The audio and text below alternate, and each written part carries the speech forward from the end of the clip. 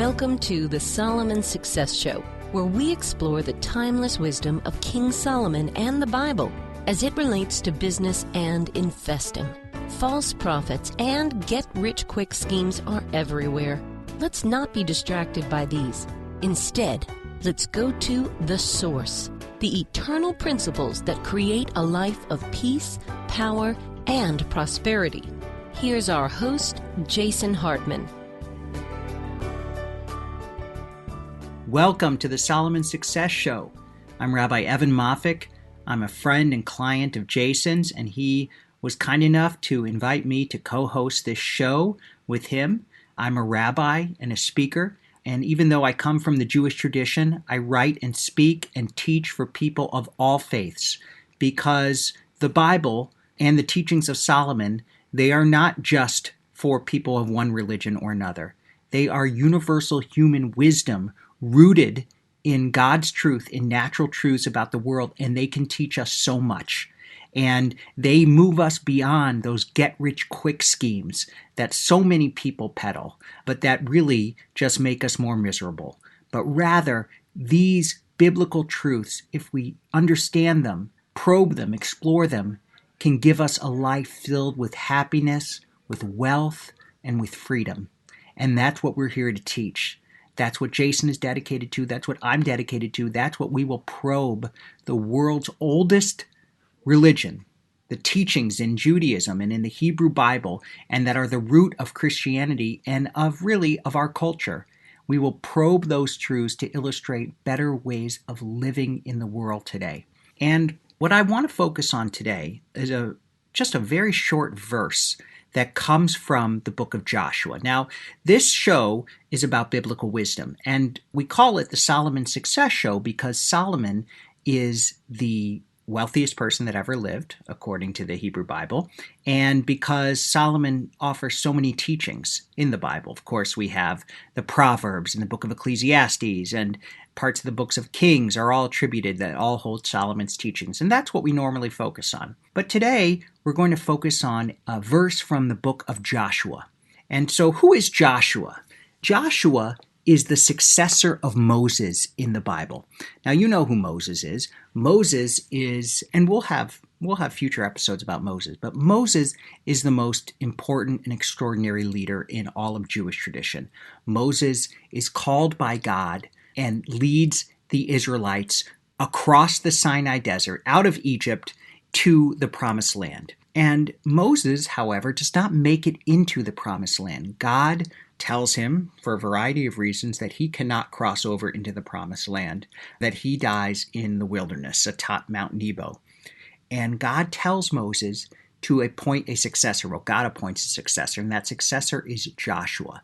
Now, just put yourself in Joshua's shoes for a minute. Moses has essentially led the entire Jewish people from slavery to freedom.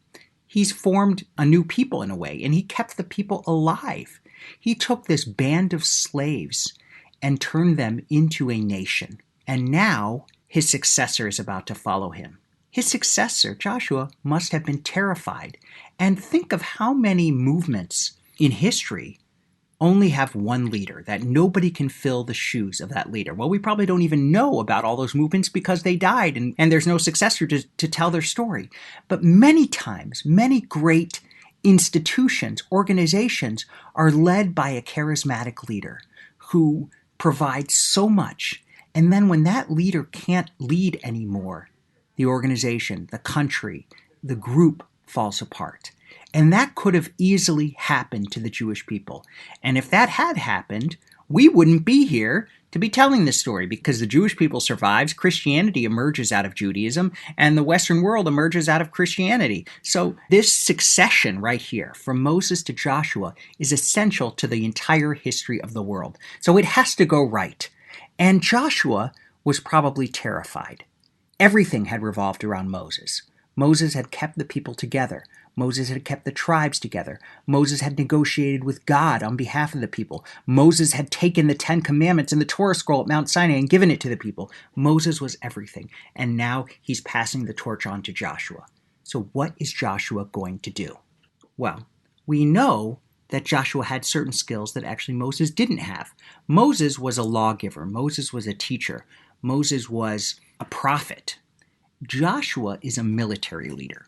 Joshua is known as someone who is very skilled in warfare, which is appropriate because the Israelites are about to enter into the land of Canaan and have to conquer the land from the people who are living there.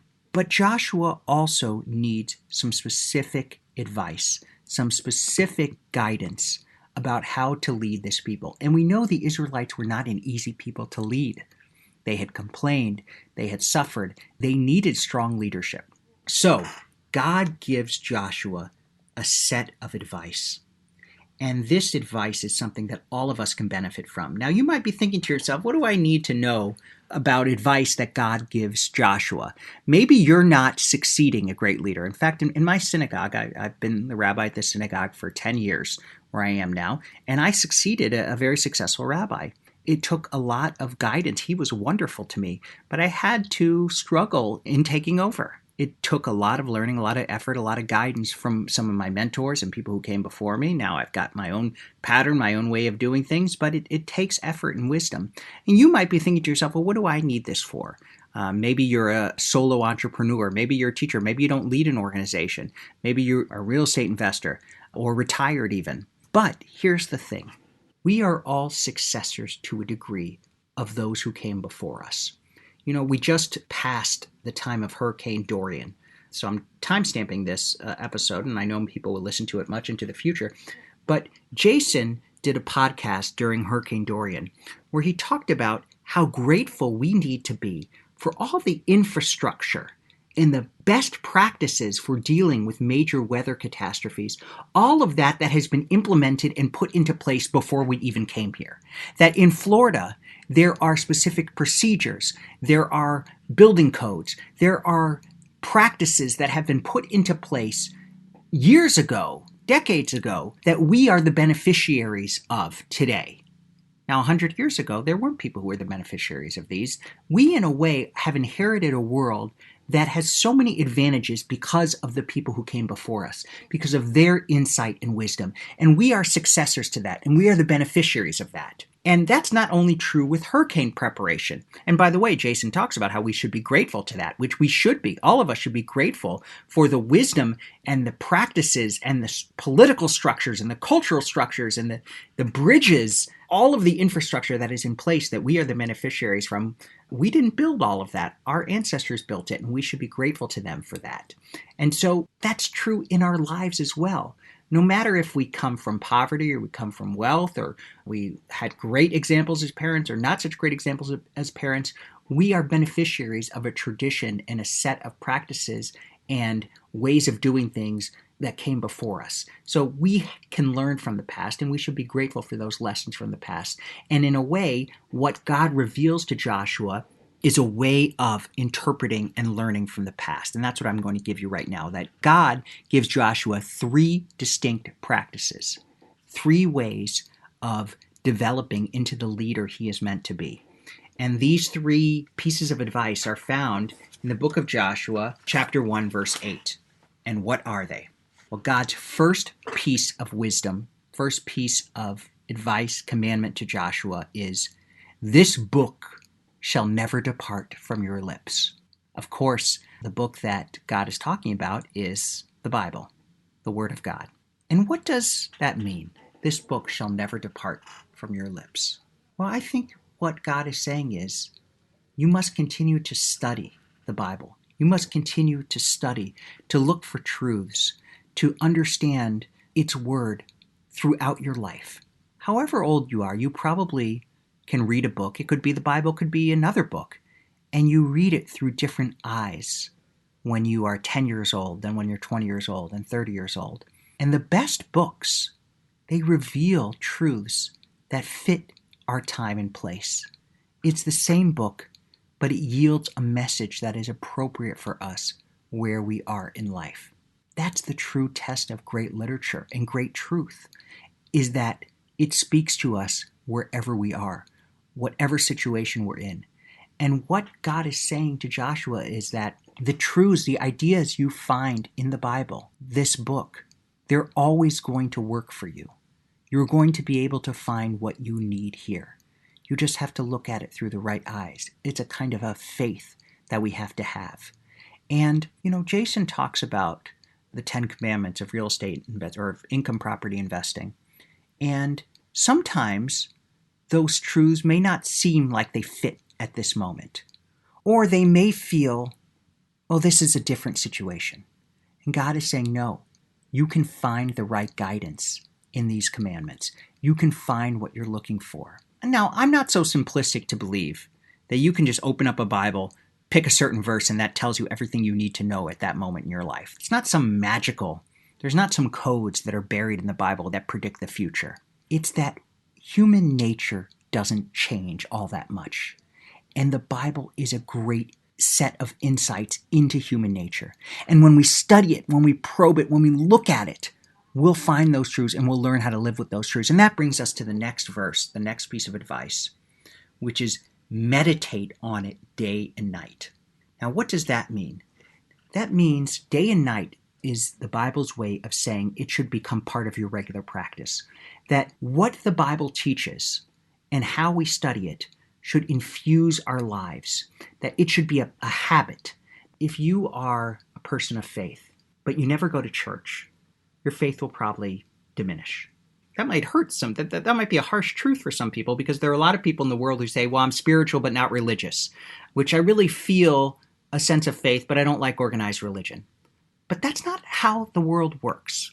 Maybe it can work temporarily, but the truth is we need regular practices in order to sustain our faith. Life is made up of patterns and of habits. I came across a great quote. It might have been from that book, The Power of Habit by Charles Duhigg, where he says that human beings are habit machines, that we are shaped by our habits. Who we are is really what we do. And so the habits of life, prayer, study, speaking words of kindness, attending worship, building community, those habits, that shapes who we are. And so God is saying to Joshua, in a sense, keep the habit of teaching, of studying, of humble leadership that you are committed to. And for all of us, it can be very tempting, especially if you find success early in life, especially, I'm a rabbi, I get some wonderful praise. People send me these beautiful letters a lot. It's very touching. I'm very moved. But one of my rabbinic mentors said to me once, don't always believe your own press. And so, in a way, I kind of think of that as staying humble, remembering that we are subordinate to a mission, to a purpose. It's not about us. It's not about our own glorification. That's nice sometimes, but there are certain habits and behaviors, and that truly shapes who we are. So our habits, those of study, of kindness, of giving, those habits make us who we are. And that true leadership, true successful leadership, comes from consistency. Jason said this once on another podcast episode. I think he said, if you want to be different, be consistent. So many people in life, they're sporadic. They're not reliable. The best leaders, the best teachers are those who consistently are there for us, who consistently deliver value. The third thing that God says is, be careful to do all that is in it. That's the last part of the verse. Be careful to do all that is in it. In other words, don't believe that you can edit out parts of the Bible you don't like. There may be certain verses that are restricted to time and place. All the different commandments about what to do in the temple in Jerusalem don't really fit where we are right now because the temple doesn't stand anymore. But I think what this last part of the verse is saying is, don't always believe that everything has changed. There's a famous saying on Wall Street where people say, this time it is different. And when people say this time it is different, you know that it probably isn't different. That people are trusting their own beliefs over wisdom in history.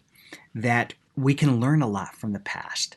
Some things do change, right? Jason talks a lot about how the whole economic system changed when we left the gold standard. And that debt became something that was good, that could help build wealth rather than detract wealth. So there are certain systems that change, but human nature doesn't change.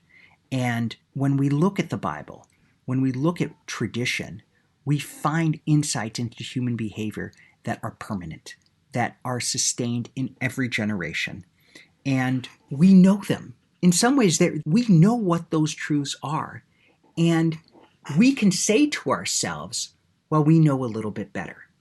I don't know about you, but sometimes when I'm going to make a decision and I kind of know that it's wrong, and yet I still do it, I kind of feel this pain in my stomach.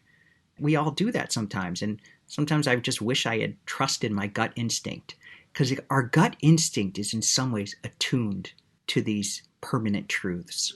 What we need to do is remember them, live by them. And this is God's reminder to Joshua. Trust the truths that Moses taught you. Trust the truths that I revealed to you in this book as you're leading the people. You're going to be tempted to depart from them. You're going to be and in fact, Joshua does. Later in the book, he is persuaded by one of his soldiers to keep some of the stolen loot. They're not supposed to take it, and they do. Ultimately, Joshua thinks he can get away with it, and he doesn't, or one of his soldiers doesn't.